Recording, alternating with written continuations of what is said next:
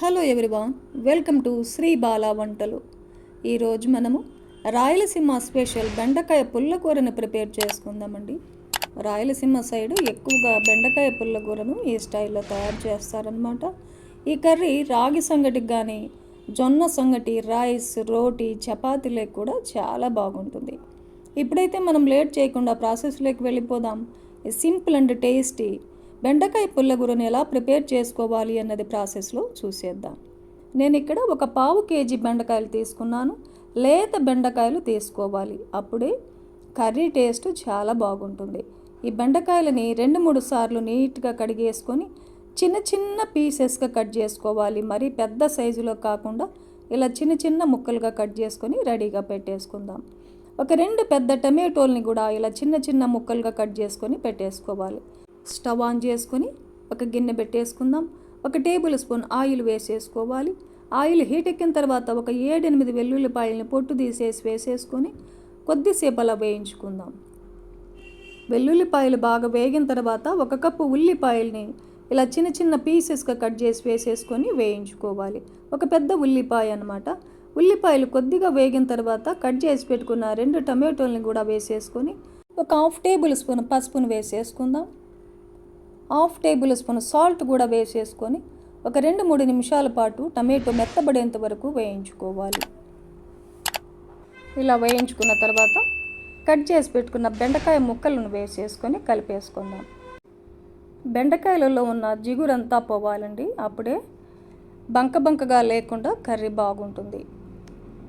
ఒక 2-3 నిమిషాల పాటు మీడియం ఫ్లేమ్లో బెండకాయల్ని వేయించుకోవాలి. చూడండి, 2-3 నిమిషాల పాటు మీడియం ఫ్లేమ్లో వేయించిన తర్వాత బెండకాయలు ఇలా పొడి పొడిగా తయారవుతాయి అన్నమాట. ఇప్పుడు ఒక 10 పచ్చిమిర్చిని చీలికలుగా కట్ చేసి వేసేసుకోవాలి. ఒక నిమ్మకాయ అంత చింతపండును కూడా ఒకసారి శుభ్రంగా కడిగేసి వేసేసుకుందాం. బెండకాయ పుల్లగూర కొంచెం కారంగా కొంచెం పుల్లగా ఉంటేనే టేస్ట్ బాగుంటుందన్నమాట. ఇలా కలిపేసుకొని మొత్తము ఒక గ్లాస్ వాటర్ని యాడ్ చేసుకుందాం. ఒకసారి బాగా కలిపేసి మూత పెట్టేసి మీడియం ఫ్లేమ్లో కుక్ చేసుకోవాలి.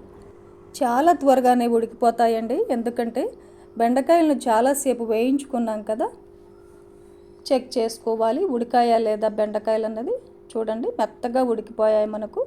ఒక 2 టేబుల్ స్పూన్లమైన కొత్తిమీరని చిన్న చిన్న పీసెస్గా కట్ చేసి వేసేసుకొని కలిపేసి ఇంకొక నిమిషం పాటు మూత పెట్టేసి కుక్ చేసుకుందాం. 1 నిమిషం పాటు ఉడికించుకుంటే సరిపోతుంది. ఇప్పుడు స్టవ్ ఆపేసుకుందాం. బెండకాయ పుల్లగూర కొంచెం ఇలా లూజ్గానే ఉండాలండి, ఎందుకంటే రైస్లో కలుపుకొని తినడానికి కూడా చాలా బాగుంటుంది కదా. దింపేసుకొని పప్పు గుత్తితో మెదిపేసుకోవాలి. కొంచెం గుజ్జుగా ఇలా ఉంటుందన్నమాట బెండకాయ పుల్లగూర. ఒకసారి టేస్ట్ చేయండి, సాల్ట్ సరిపోయిందా లేదా అన్నది చెక్ చేసుకుని తక్కువ అనిపిస్తే యాడ్ చేసుకోవచ్చు. ఇప్పుడు బెండకాయ పుల్లగూరకి పోపును కూడా పెట్టేసుకుందాం. స్టవ్ ఆన్ చేసుకుని ఒక ప్యాన్ పెట్టేసుకొని 1 టేబుల్ స్పూన్ ఆయిల్ వేసేసుకోవాలి. 1/2 టేబుల్ స్పూన్ ఆవాలు, 1/2 టేబుల్ స్పూన్ జీలకర్రని యాడ్ చేసుకుందాం. ఒక 2-3 ఎండుమిర్చిని తుంచేసి అలా వేసేసుకోవాలి. మరో 4-5 వెల్లుల్లిపాయలని పొట్టు తీసేసి కొంచెం అలా దంచి వేసేసుకోవాలి.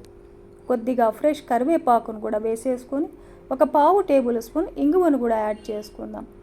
ఈ పోపునంతా బాగా వేయించుకోవాలి. ఇలా పోపునంతా బాగా వేయించుకున్న తర్వాత బెండకాయ పుల్లగూరలో కలిపేసుకున్నామంటే రాయలసీమ స్పెషల్ బెండకాయ పుల్లగూర రెడీ అయిపోతుంది. ఈ కర్రీ రాగి సంగటి, జొన్న సంగటి, రైస్కి కానీ చపాతీ, రోటీ, పుల్కా ఇలా దేనికైనా కూడా చాలా చాలా బాగుంటుందండి. తప్పకుండా ట్రై చేయాల్సిన రెసిపీ అన్నమాట. చూశారు కదండి, సింపుల్ అండ్ టేస్టీ రెసిపీ. ఈ ప్రాసెస్లో మీరు కూడా ఇంట్లో ప్రిపేర్ చేయండి, హ్యాపీగా ఫ్యామిలీతో ఎంజాయ్ చేయండి. ఈ వీడియో నచ్చితే లైక్ చేయండి, షేర్ చేయండి, సబ్స్క్రైబ్ చేయండి. థ్యాంక్ యూ అండి. Thanks for watching.